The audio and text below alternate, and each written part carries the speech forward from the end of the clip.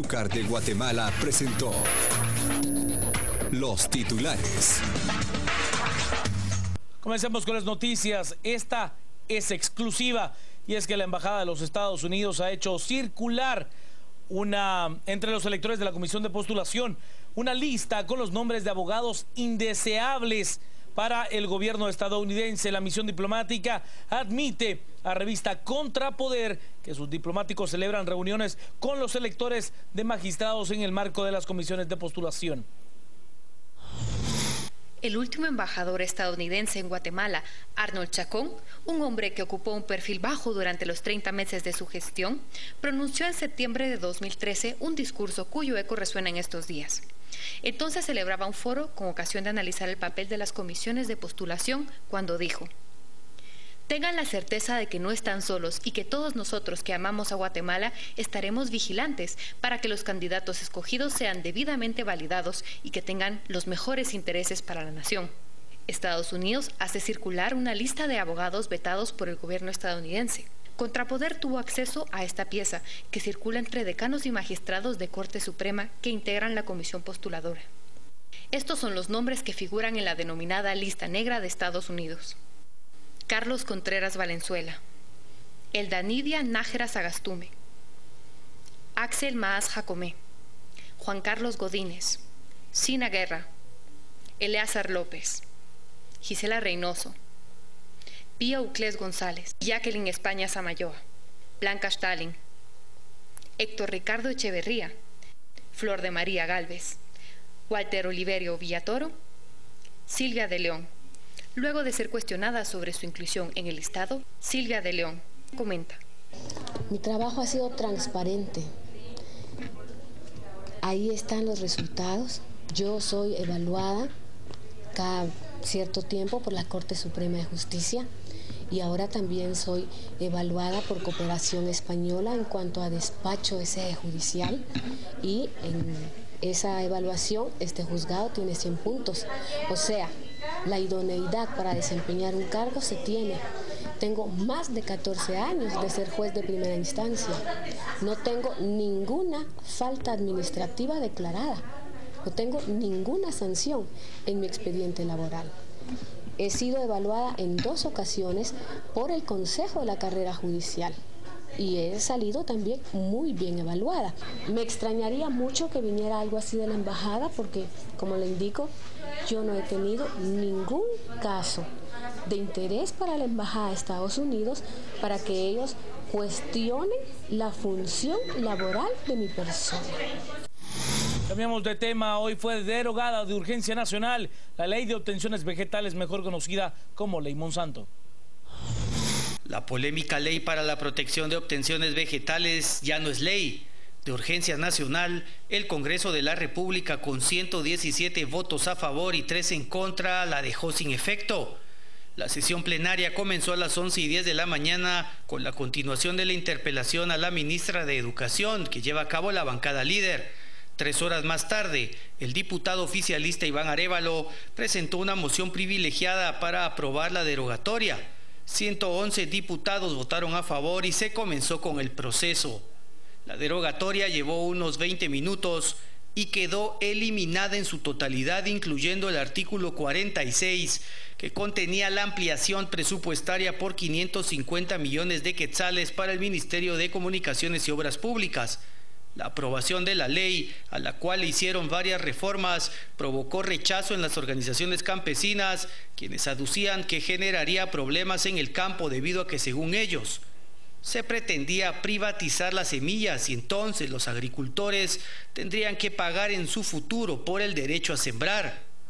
En las últimas semanas se dieron varias protestas, tanto frente al Congreso de la República como en el interior, donde se llevaron a cabo bloqueos y hasta quema de llantas. Los manifestantes nunca aceptaron modificaciones a la ley, ni siquiera las 16 que pretendía realizar el partido oficialista. Sus demandas surgieron efecto y ahora la ley ya no es más ley.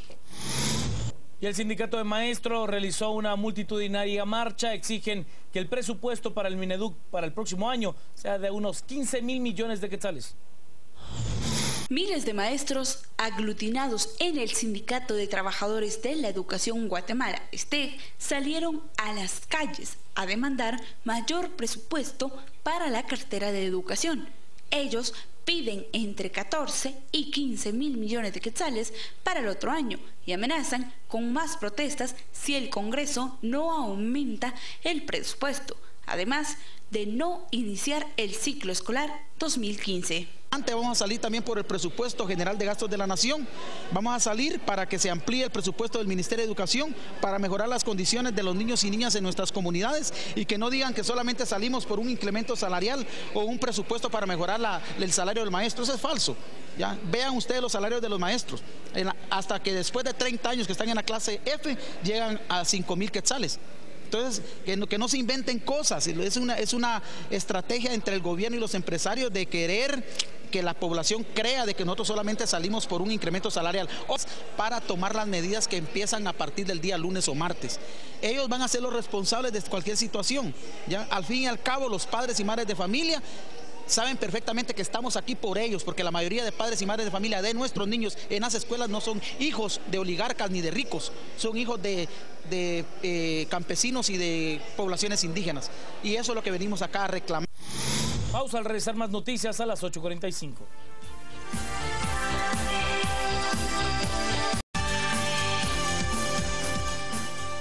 Sigamos con las noticias. El ministro de Gobernación, Mauricio López Bonilla, reconoce que tuvo una relación indirecta con el capitán Byron Miguel Lima Oliva y que además les maquiló algunas playeras para la campaña electoral del Partido Patriota. El ministro de Gobernación, Mauricio López Bonilla, reconoció que conoce a Byron Lima Oliva y que este colaboró con maquilar playeras del Partido Patriota para la elección presidencial. Pero cuestiona, ¿qué tiene que ver eso con los delitos que le acusan al capitán? Nosotros no negamos, yo no he negado en ningún momento que conozco precisamente al señor Byron Lima desde que era cadete, desde el ejército, fui su instructor en muchos cursos. Sí es cierto, él colaboró también con su grupo de trabajadores que maquilaban durante campaña, se les pagó por ese trabajo, como se pagó en diferentes lugares. Yo no tuve una relación directa con él durante la campaña en ese sentido.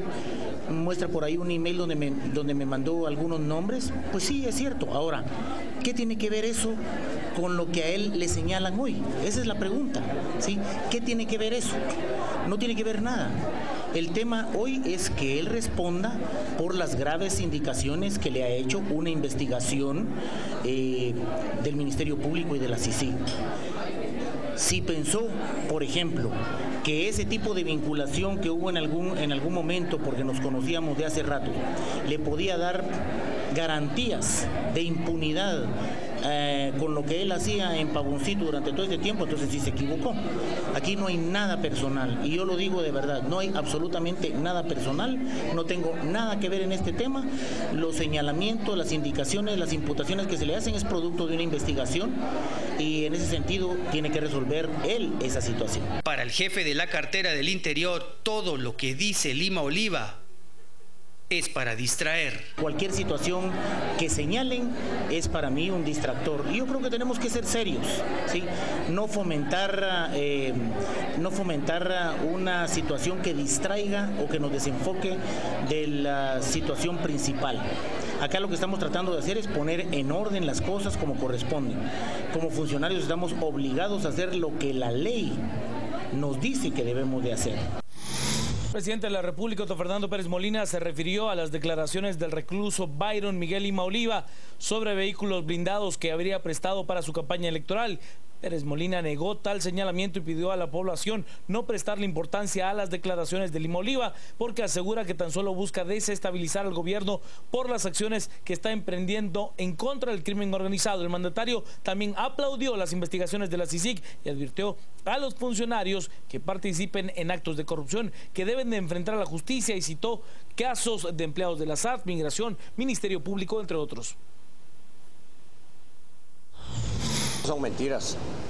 Lo único que le puedo decir yo son mentiras. Yo no me voy a prestar para estar poniéndome a la altura de un reo que ahorita está siendo no solo ya investigados, sino que además de eso ya dijeron cuáles son todas los delitos por los cuales los están acusando.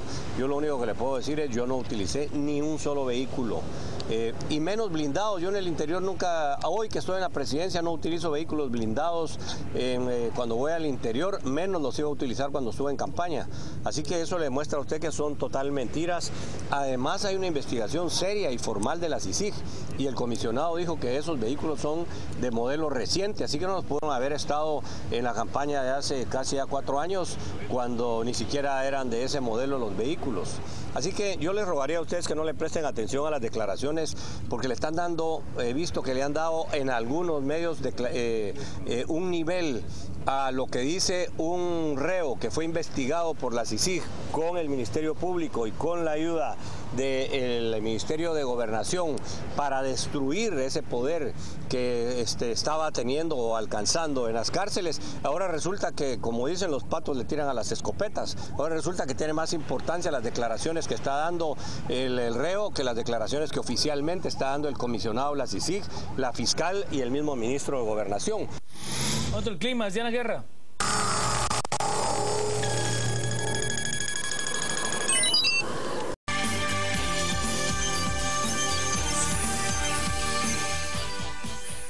Buenas noches, bienvenidos. Gustavo Berganza y Juan Luis Pont, listos para conducir la primera de las conversaciones de esta noche a las 8:45. Y vamos a arrancar hablando de redes sociales en nuestro país y un intento por regular su uso de parte.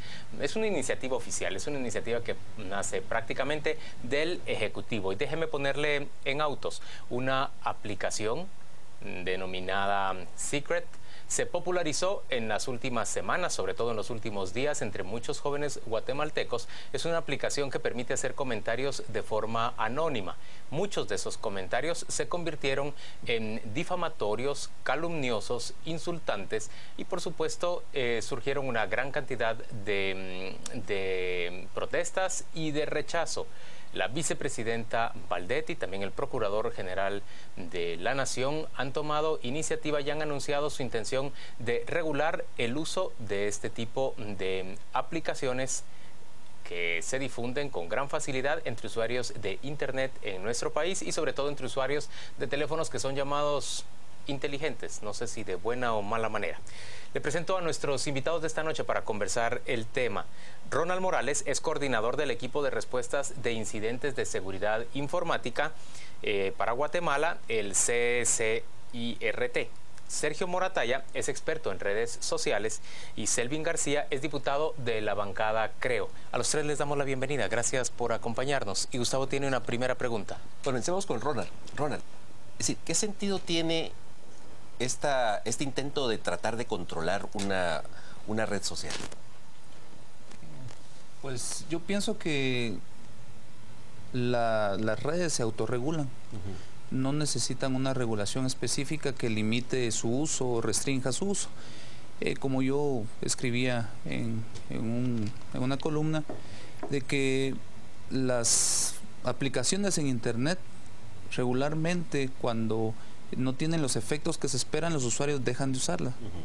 Y pues si son dañinas o perjudiciales, como el caso de Secret, que está causando daño o perjuicios a las personas, seguramente van a dejar de usarlas o van a usarlas en la menor medida o van a aprender a usarlas como están diseñadas o para los que fueron diseñadas. Pero técnicamente puede hacerse algún tipo de control en Guatemala. Desde mi punto de vista creo que no. Propiamente en Guatemala no creo que se pueda limitar directamente el que bajen esa aplicación. Tiene que ser en conjunto o con acuerdos con las mismas empresas que ponen en práctica Apple y esas aplicaciones o que permiten la distribución de las aplicaciones. Que se bajen en las tiendas. Sergio Moratalla, ¿es razonable que esperemos, un poco como dice Ronald, es razonable que esperemos a que simplemente el mercado de usuarios regule el buen uso o desestime el uso de una red que termina siendo mal utilizada? Sí, yo lo que veo es que el mercado es un poco como el reflejo de las costumbres sociales y tiene que ver algo cultural. En el tema de Secret, Man Pellicer en su blog decía que Secret viene a sacar, por ejemplo, las peores cosas de la sociedad. En Brasil, Secret fue usado para atacar a los gays. Por ejemplo, en España, disculpen, para atacar a los gays. En Brasil, para las gentes contagiadas de SIDA. Y en Guatemala, para desprestigiar a las mujeres.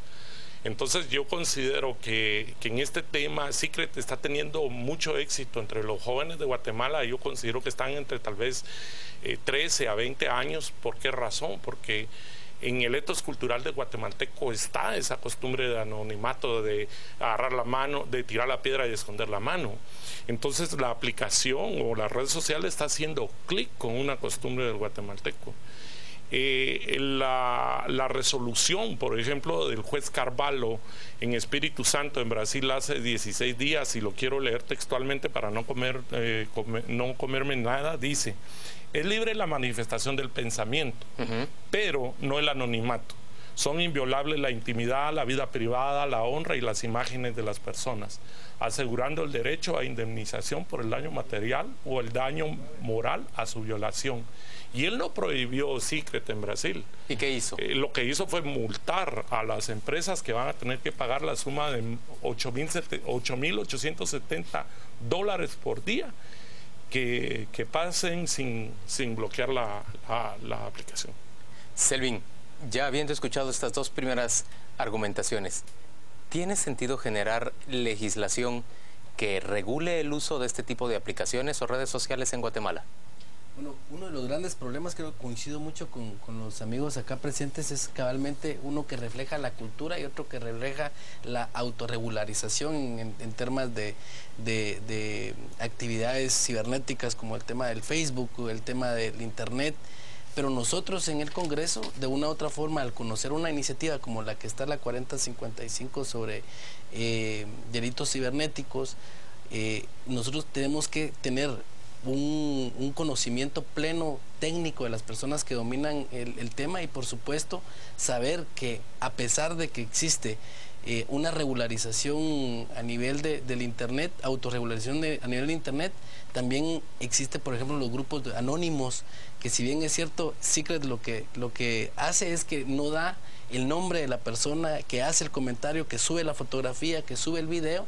Y en Guatemala existen grupos, como en su momento se dio en temas anteriores, donde partidos políticos manipulan a grupos como anónimos para manifestar, culpar, señalar, difundir algún tipo de actividad que va en contra de la integridad de la persona y que atenta contra esa intención. Este atajo que se está buscando para reformar de alguna manera la posibilidad de expresar la libre expresión, el pensamiento, aunque sea anónimo, aunque sea difamatorio, es decir, es un atajo que realmente evita abordar uno de las grandes carencias de este país, que es la reforma de la ley de emisión del pensamiento, ¿no? Que todavía habla de códigos de imprenta, que todavía habla de tribunales de imprenta.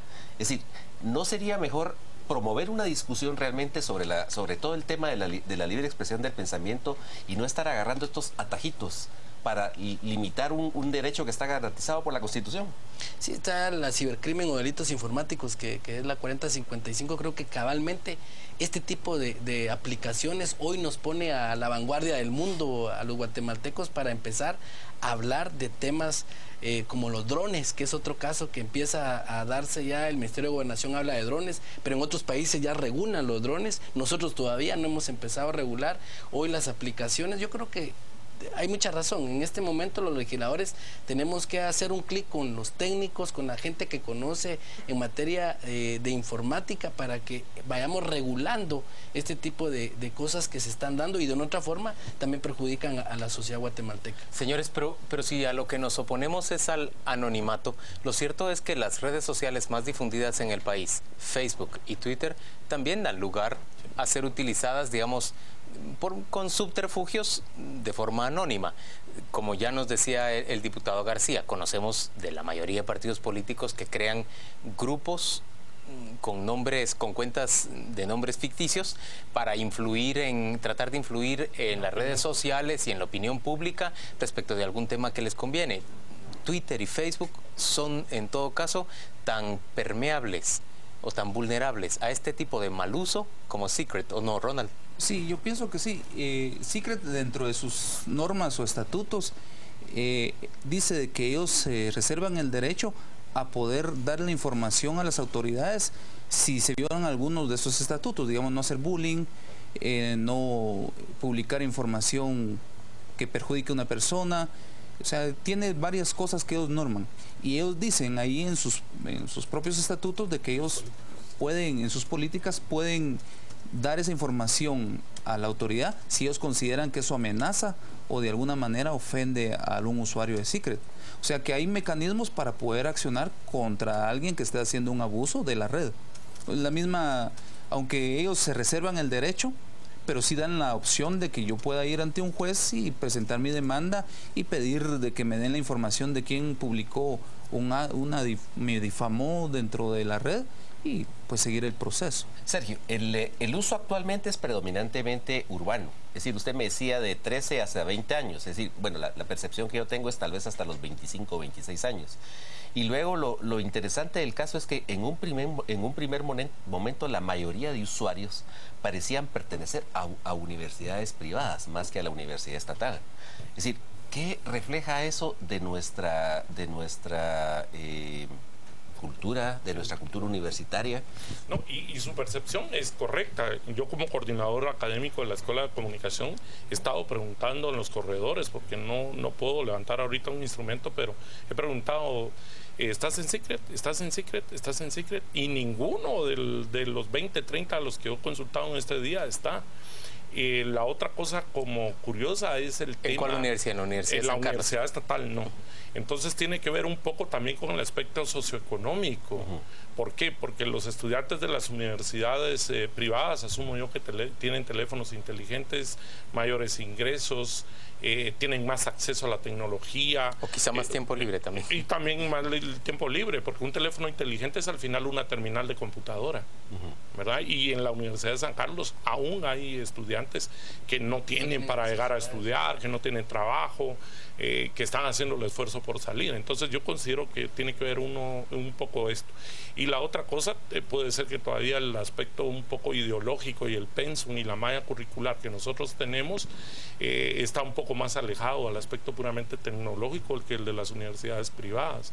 De hecho, nosotros estamos conscientes que tenemos que hacer una reforma curricular porque estamos atrasados en ese tema de tecnología. Selwyn García, perdón, ¿no se corre riesgo en términos reales, no se corre riesgo de que una legislación de este tipo pueda terminar cerrando espacios de libre expresión en términos reales? Hemos visto lo que ha ocurrido en Turquía, hemos visto lo que ha ocurrido, por ejemplo, en China, en donde simplemente las redes sociales son prohibidas y vedadas por parte de los gobiernos. Es el cuidado que tenemos que tener, y por eso es de que una vez presentada una iniciativa, verdaderamente tiene que tener una discusión con gente que conozca el tema, principalmente quienes están en el ambiente de la informática, porque no podemos cometer un error y después crear un monstruo de una ley que tenga el control, por ejemplo, el Estado, el gobierno, donde pueda controlar nuestra red, nuestras aplicaciones, y que tenga de una u otra forma un control sobre cada ciudadano. Brasil lo que hizo cabalmente fue que reguló primero la seguridad de la identificación de la persona. Hace un mes ustedes se dan cuenta que, por ejemplo, RENAP pierde toda la información de todos los guatemaltecos, y esto se quedó como tal. No hay algo que en este momento venía a darle una responsabilidad penal a la empresa, que vino otra empresa y se roba toda la información de todos los guatemaltecos, que puede ser vulnerable y puede ser mal utilizada. Entonces yo creo que sí debe ser una ley que debe estar al contexto mundial en el tema de la globalización y por supuesto de la informática, pero muy responsable y analizada, por supuesto, y discutida con gente que conozca el tema. Yo aquí no coincido con el diputado, sino diverjo de que tenga que ser legisladores e informáticos los que resuelvan este problema. Este es un problema de todos y es de sociedad. Entonces la legislación tendría que incluir psicólogos sociales, educadores, comunicadores, semiólogos. Tendría que ser una cuestión más integral. ¿Por qué? Porque cuando se emitió como decía Gustavo, cuando se emitió la libre emisión de pensamiento, no pensábamos que existiera ni el internet, menos las redes sociales, igual la ley electoral y de partidos políticos, el código penal. Es Es decir, que nosotros tenemos que ver toda la legislación a la luz un poco del avance tecnológico y no tenemos que pensar en esa legislación en secret, sino nos tenemos que proyectar hacia dónde van a ir las redes sociales. Zuckerberg, a él le preguntaron hace 3 meses, ¿y para dónde va Facebook? Facebook va para hacer un camino de aplicaciones. Compró Oculus, compró Instagram, y si esta red social llega a tener tal éxito, no la van a querer comprar. También la va a comprar, ¿verdad? Ese es entonces yo creo que debe haber una construcción de la ley un poco más integral. Bueno, supongamos que al final de cuentas se ponen de acuerdo todos los diputados con el gobierno, discuten la ley y al final ponen restricciones. ¿Cuánto le carga eso en costo? ¿Es factible? ¿Es barato? ¿Es fácil de hacerlo? Digamos, la iniciativa de ley que ha mencionado el diputado, la 4055, lo que trata de regular son los 3 principios de la seguridad. La disponibilidad, la integridad y la confidencialidad de la información. Todo lo que yo haga en contra de esos 3 principios, eso se considera un delito dentro de la ley. Pero no norma ni regula nada. Precisamente por eso, porque es muy costoso estar poniendo... Entonces, ¿cómo perseguir? Porque se comete un delito, digamos un acceso ilícito. Eso es un delito. Yo estoy entrando... el ejemplo de que yo voy en la calle y puedo pasar enfrente de todas las casas, pero no entro en ninguna casa aunque la puerta esté abierta, porque estaría cometiendo un ilícito. Igual en la red, y hay muchas puertas abiertas, pero si yo entro sin autorización, estoy cometiendo un ilícito. Entonces... pero digamos, ahí estamos hablando más de hackear, más que de expresarse de manera injuriosa, calumniosa, insultante en un medio de la red. Sí, yo, como les digo, son aplicaciones que pueden utilizar las personas. Yo no creo en la regulación ni en el gastar para impedir de que las personas no entren a determinado lugar, o que...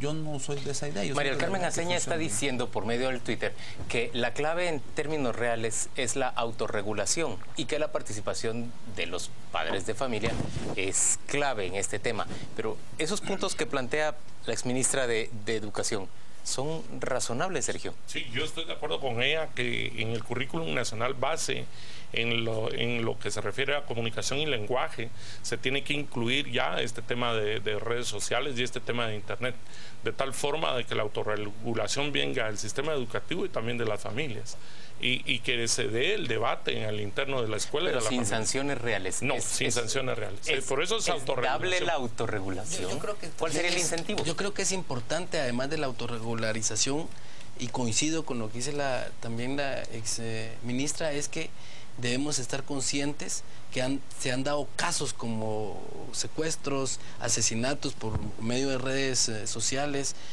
pero que no ha habido una campaña realmente de divulgación o de información o educación, como lo dice acá el licenciado, porque sí se debe tener un acercamiento con el joven para poderlo educar, para poderlo formar en el manejo del uso de la tecnología. ¿Una autoridad rectora de la educación como tendría que ser, porque por ejemplo las señoritas que asesinaron a través de citas en Facebook, quedó como algo impune, se vio como algo penal, pero nunca de dónde se originó el hecho que ocasionó la muerte de ellas. Hasta hoy en Guatemala lo que vemos es que las instituciones estatales, pero diría yo también las privadas, solo utilizan las redes sociales como un medio de difusión de sus mensajes interesados, pero no desarrollan, por ejemplo, campañas educativas o que deberían. Es que están usando mal las redes sociales. Por ejemplo, los partidos políticos lo usan como un tablero digital en el que transmiten hoy voy a estar en tal pueblo, hoy junté 10,000 gentes,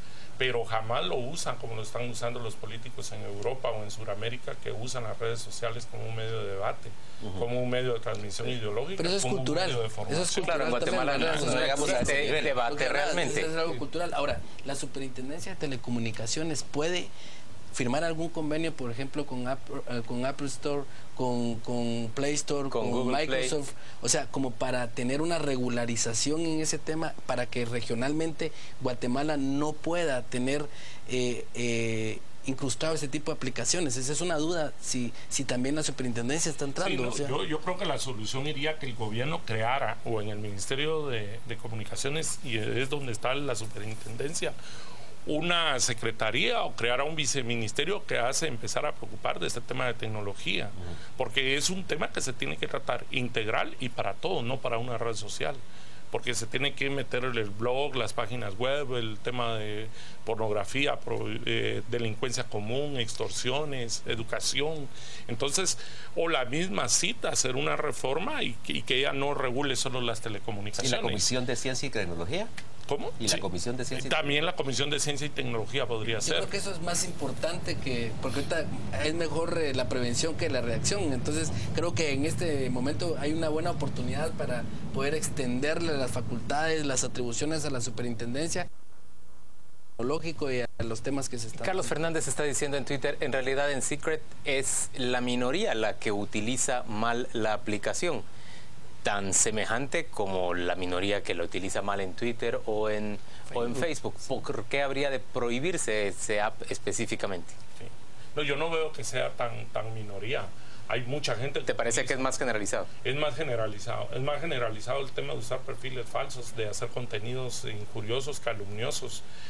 Yo creo que en términos generales no es como tan la minoría. En términos de comunicación, lo importante va a estar con respecto a la cantidad, por ejemplo, de gente. Le voy a poner un ejemplo. Yo estoy en Twitter y yo tengo 1.500 seguidores. Si usted que tiene 70.000 seguidores como presentador, por ejemplo, de televisión, agarra ese Twitter, entonces, ¿qué es lo que pasa? Se repite 70.000 veces el error. Sí, claro. Y si a usted lo agarra uno que tiene 1 millón, era lo que pasó en aquel tema de aquella güira y aquel güiro, del que hubo un gran escándalo y que en media mañana llegamos a ser tendencia mundial y tuvimos 14 millones de retweets en mediodía. O veamos lo que hizo Balotelli durante el Mundial con la reina de Inglaterra. Si le ganamos a Costa Rica, yo le voy a dar un beso a la reina. Y sucede que ese tweet de Balotelli tuvo 19.7 millones de retweets, que superó a cualquier... Aunque ese no era Daniño, supongo que la reina no se habrá molestado demasiado. No, eso sí, no sé si se habrá molestado, pero a lo que vamos es que una cosa extradeportiva tuvo mayor difusión que el mismo tema deportivo. Pero Selvin, cerramos la conversación. Dentro de lo menos grave que puede haber es cabalmente que muchas veces al guatemalteco se le vea la libre expresión por el tema de que puedan atentar contra la vida, y a veces se manifiesta un caso, una denuncia, porque hay desconfianza en las instituciones y muchas veces este tipo de aplicaciones se utilizan para decir cosas que no se dicen frente a una institución, frente a una autoridad, pero eso sería lo menos malévolo. Pero creo que es otro tema que es importante, que el guatemalteco muchas veces se siente cohibido, amenazado en no expresar la realidad que hay. Bueno, ya no se nos acabó el tiempo, yo creo que dejamos aquí este segmento. Les agradecemos muchísimo su participación. Vamos a la pausa comercial, volvemos dentro de muy poco.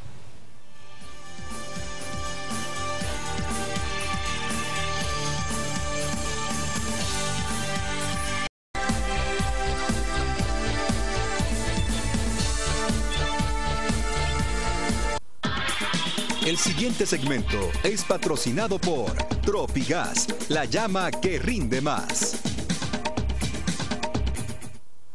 De vuelta a las 8:45. Conversamos ahora sobre, vamos a ver, este es el día después de que fue capturado el director del sistema penitenciario, a quien se le imputan delitos tales como asociación para delinquir, lavado de dinero y otros delitos más. Pero en términos generales es el día también en que se le volvieron a atribuir delitos a Byron Lima. Sobre todo se le atribuye por parte de la CICIG y el Ministerio Público estar a la cabeza de una red delincuencial, de un cuerpo paralelo, un cuerpo clandestino que extorsionaba a reos, por ejemplo, y les cobraba para trasladarlos de una prisión a otra.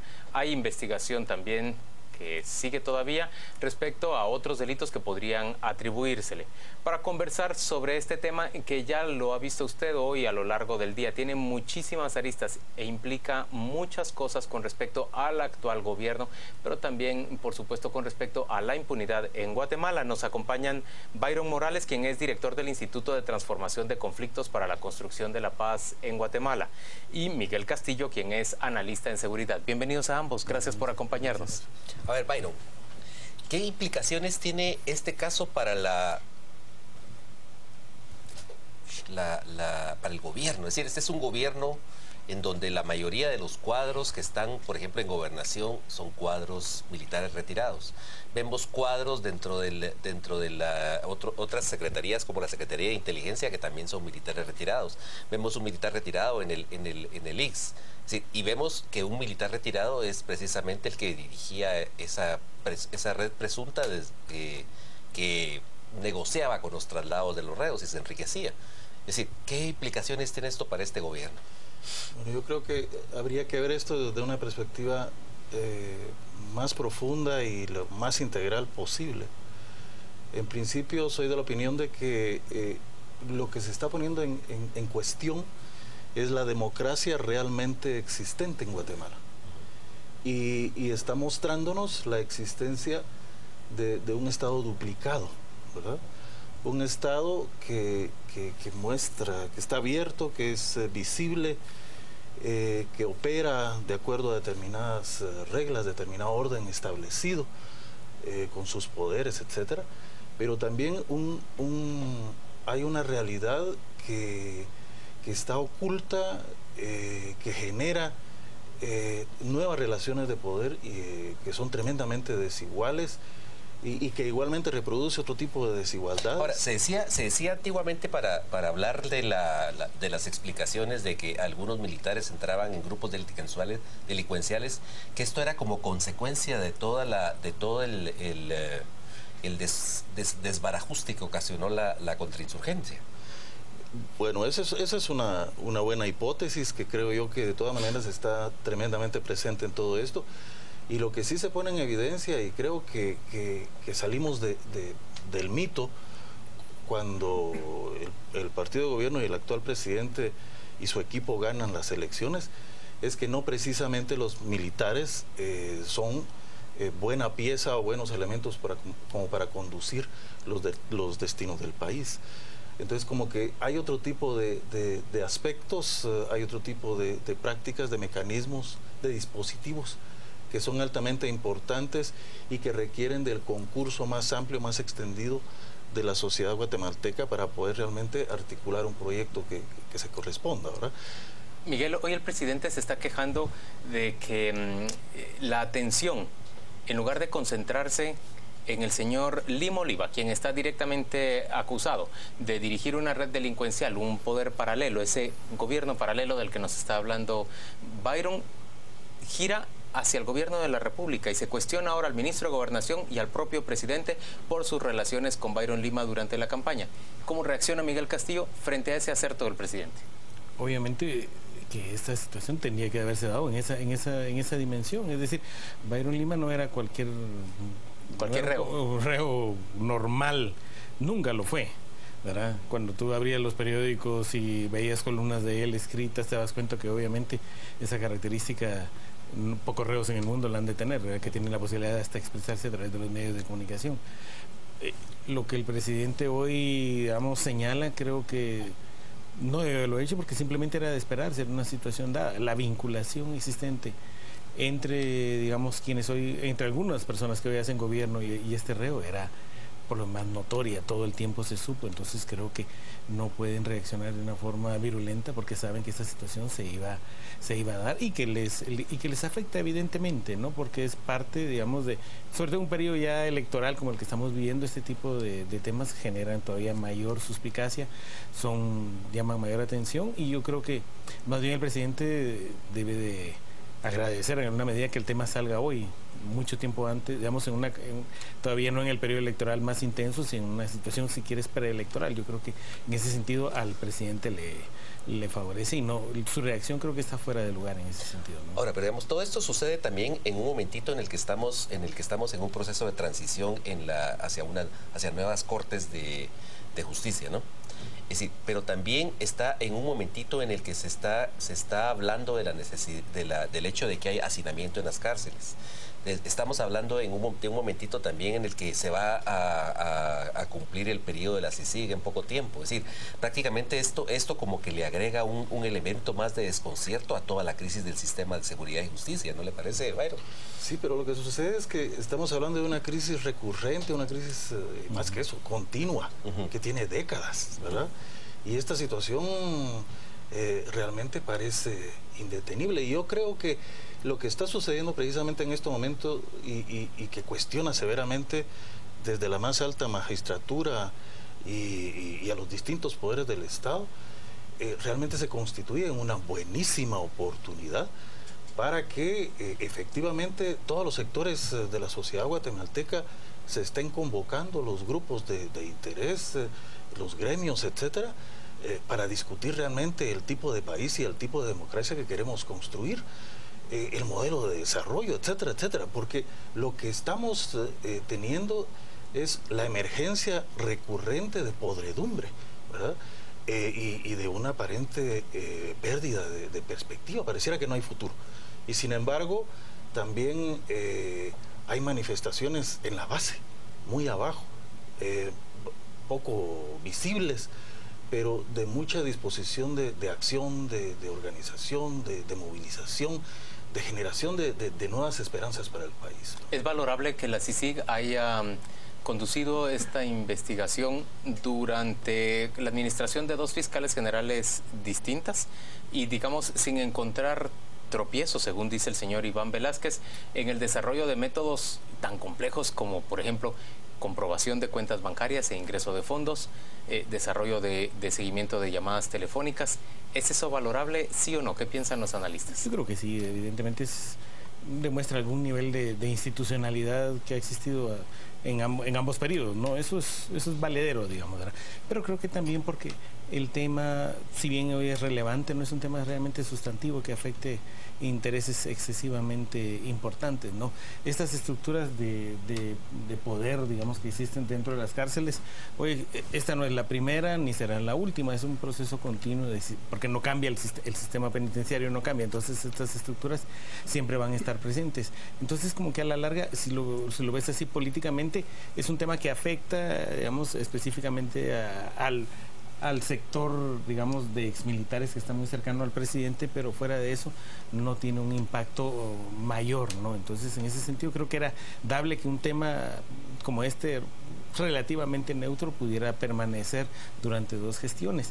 Quizás lo más importante es el hecho de, digamos, de que el ministro de Gobernación, entiendo, según la entrevista de ayer, que digamos, se entera de esta situación ya bien adelantada el proceso de investigación. Digamos, creo que eso es el aspecto más relevante a notar, ¿no? Y cómo él y el general, las estructuras de gobierno reaccionan, digamos, también aceptando que el tema iba y que les iba a afectar a alguien que obviamente fue en su momento quizás del círculo más cercano que apoyó a la campaña de Otto Pérez Molina. Ahora, digamos, en el caso de Byron Lima, lo interesante es que, bueno, él tiene su fanpage, su Facebook, y lo que uno ve es que hay un desfile de personalidades políticas, diplomáticas, de los medios de comunicación. Es decir, esto en última instancia no da la impresión de que está legitimando el status quo también dentro del sistema penitenciario. Pues en buena medida me parece que sí, porque es más, a mí me parece sencillamente inadmisible el que pues el mandatario de la nación, un ministro de Estado, entren en componendas, en negocios con un convicto, pues independientemente de quién se trate. Esta es una situación tremendamente delicada y que pone en cuestión, y vuelvo a insistir, la situación general del país, porque aquí también estamos hablando en términos de ética en la función pública. No estamos hablando de cualquier ciudadano o ciudadana, sino personajes que están investidos de una autoridad que hoy en día sigue siendo terriblemente cuestionada. Y además es interesante que entre los visitantes haya estado precisamente el embajador de un país cuyo gobierno pues, evidentemente sobornó a presidentes de América Central para mantener relaciones con ese país. Bueno, pues esas son las situaciones también que hay que establecer, porque realmente lo que dejó entrever claramente una entrevista que precisamente se hizo en este espacio el día de ayer a la representante de CICIG, indica claramente la manera en que hay ahí una serie confluyen, se coluden una gran cantidad de acciones delictivas que generan todo un caudal financiero y de poder en distintas dimensiones y con una magnitud tremenda que resulta a estas alturas, desde cualquier perspectiva que se quiera ver, como algo realmente incomprensible y sencillamente inadmisible. Señores, ¿qué cambio supone el hecho de que rápidamente se inicie un proceso para extinguir el dominio de la propiedad, de las propiedades que logró acumular el señor Lima? Obviamente porque es la parte más visible de todo este caso, ¿no? La ostentación que él demostró a lo largo del periodo que ha estado en la cárcel, pues es el tema mediático más relevante, digamos, y en el cual creo que no habrá ningún tipo de duda por parte de ningún sector, ninguna persona, que esta situación no deba de darse, digamos, ¿verdad? Creo que es importante mencionar, digamos, es lo lógico que iba a darse y lo que es un poco como la sangre que todo el mundo en este tipo de casos desea ver, ¿no? Porque la justicia será tan larga, digamos, en este caso como en muchos otros, que este tipo de acciones tienen esa ventaja. ¿Qué expectativas se generan sobre CICIG a partir de esta investigación? Sabemos que CICIG trabaja por lo menos en dos temas más, uno que tiene que ver con corrupción en aduanas y otro que tiene que ver con financiamiento de partidos políticos. ¿Deben o no deben temer los involucrados en ambos casos frente a lo que ya demuestra CICIG con el señor Iván Velázquez al frente? ¿Qué puede hacer? Bueno, aquí yo en principio creo que más que esto, porque solo sería confirmar lo que estás diciendo, pero más que esto creo que también lo que nos está mostrando la situación es que muy difícilmente vamos como país, como Estado, con esta institucionalidad, con esta situación que estamos atravesando, muy difícilmente vamos a ser capaces realmente de poder nacionalizar ese proceso de funcionalización de las mismas instituciones con el propósito de romper con la impunidad y de avanzar en términos de justicia y de construcción de la democracia en el país. Yo creo que el CICIG está de vuelta, creo que es lo más importante, ¿no? Como un actor que en los últimos meses, casi de vuelta, pero de salida. La salida, esa segunda parte creo que todavía deberíamos no sé, es que sea tan certera, ¿no? ¿Creen ustedes que el Partido Patriota y que el presidente reconsidere la decisión de no pedir que se prorrogue el mandato de creo CICIG? Que este hecho, es decir, si hubiera sido la CICIG que hemos visto durante los últimos años y más de un año, ¿no? Que lo mismo da que esté a que no esté. Sí, entonces creo que ahora no. Creo que el tema volverá a estar presente, la CICIG no ha muerto, está ahí, ¿verdad? Y yo creo que reivindica su espacio para el presente y para el futuro del país, ¿verdad? Justificación hay. Es decir, realmente avances en el sistema de justicia en otras áreas, digamos, de investigación son todavía muy limitados. Es decir, lo que hace la CICIG todavía tiene una relevancia y nadie lo ha cubierto, y por lo tanto el tema de su permanencia no creo que deba ser no creo que esté sancionado totalmente todavía. Señores, gracias a ambos por acompañarnos a las 8:45. Vamos a la pausa comercial, volvemos dentro de muy poco. El anterior segmento fue patrocinado por Tropigas, la llama que rinde más.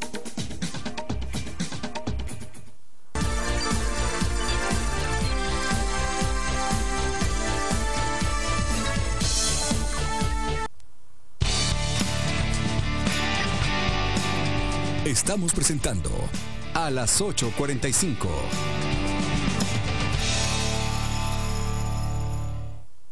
El robo de energía eléctrica le hace daño a tu comunidad. Solo Energuate está facultado para brindarte electricidad. Una conexión directa en tu contador es un grave riesgo para tu casa, tu dinero y tus vecinos. No permitas que te engañen y te estafen grupos inescrupulosos. Rechaza las conexiones directas. Denuncia a los responsables. Acude a Energuate y te daremos facilidades para normalizar tu suministro eléctrico. Energuate, luz de mi tierra. A mí nadie me regaló nada. Lo que tengo es gracias a mi esfuerzo. Yo creo en mi trabajo y no en esos que andan ofreciendo solucionar todos los problemas de una sola vez. Yo tampoco creo en esos que ofrecen solucionarlo todo. Creo en los guatemaltecos. Por eso en mi gobierno estamos trabajando para generar las condiciones que nos permitan salir adelante con nuestro propio esfuerzo. Tenemos más y mejores policías para proteger y dar seguridad a los ciudadanos, para que construyamos juntos el país que queremos. Gobierno de Guatemala. El sabor al mejor precio está en Burger King. Desde temprano por 22 quetzales con café y hash brown. Y después de las 11 a.m. por 25 quetzales con soda, papas medianas y mini sundae. Prueba el nuevo y delicioso Econocombo caribeño. Solo en Burger King. Estamos presentando a las 8:45.